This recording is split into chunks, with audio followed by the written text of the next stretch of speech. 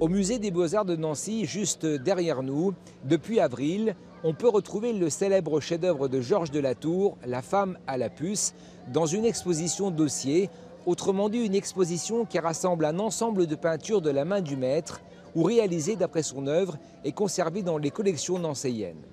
Fascinante et mystérieuse, La femme à la puce nous permet d'appréhender l'univers de Georges de la Tour.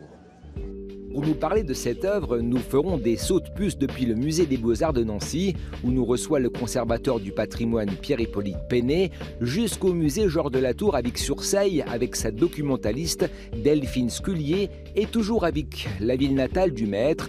Nous marcherons sur ses pas en compagnie de la directrice de l'Office de tourisme, Christine Richard.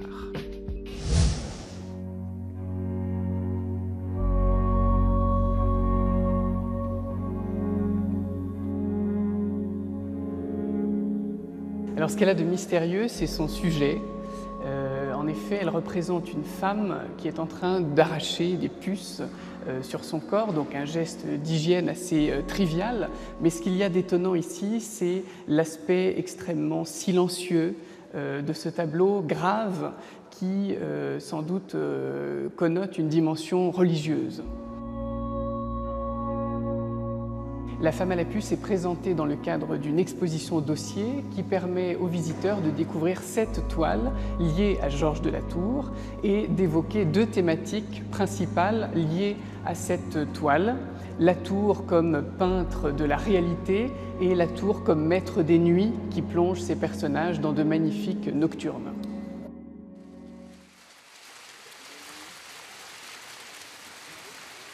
Des puces, tout le monde en avait à Vic-sur-Seille à la fin du XVIe siècle, où Georges de la Tour a vu le jour. Le musée qui porte son nom a été ouvert en 2003. Le public peut y découvrir une centaine de peintures du XVIIe au XIXe siècle, dont l'œuvre la plus singulière du peintre, Saint Jean-Baptiste dans le désert. Oui, ce tableau a effectivement permis la construction du musée départemental Georges de la Tour, puisqu'il a été acheté par le département de la Moselle en 1994. Mais ce musée a également vu le jour grâce à une donation de tableaux de la part de collectionneurs, les frères Tuillier. C'est un tableau qui se situe en fin de vie, vers les années 1650, et c'est un tableau qui représente la vie de Saint Jean-Baptiste. Il est éclairé par une lumière extérieure. Il y a un faisceau lumineux qui vient du haut du tableau et qui vient éclairer l'épaule de Saint Jean-Baptiste dans le désert et qui descend vers le genou gauche de Saint Jean-Baptiste pour éclairer ensuite le petit agneau. Et cette lumière, justement, elle guide Saint Jean-Baptiste dans sa mission qui est la venue du Christ sur terre. Grâce à la réalité virtuelle, le musée Georges de la Tour propose une immersion dans l'atelier du maître de la lumière et du clair-obscur, ainsi que la découverte de ses célèbres tableaux.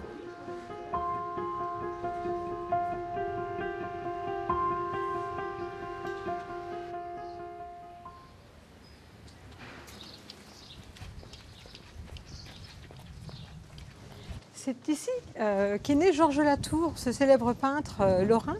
Il est né dans la rue des Boulangers, puisque l'on sait que son papa a été boulanger. Et autrefois, les corporations se regroupaient toutes dans une même rue et donnaient le nom à cette rue.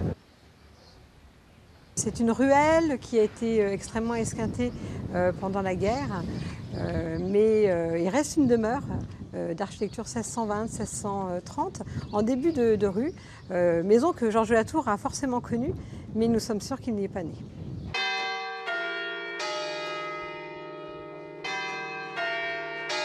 Autre certitude, bébé Georges a été baptisé dans l'église Saint-Marien. En revanche, on ne sait pas grand-chose sur sa jeunesse et sur les lieux de son apprentissage. Alors cette maison est une maison assez emblématique de Vic-sur-Seille, du pouvoir que Vic-sur-Seille avait autrefois, dès le XVe siècle et le XVIe siècle, puisque c'était une cité épiscopale, cité puissante avec l'administration, une ville riche en artisans, riche en commerçants. Et Georges de la Tour a forcément connu cette effervescence culturelle et artisanale. Je pense que ce n'est pas anodin s'il est devenu ce célèbre peintre.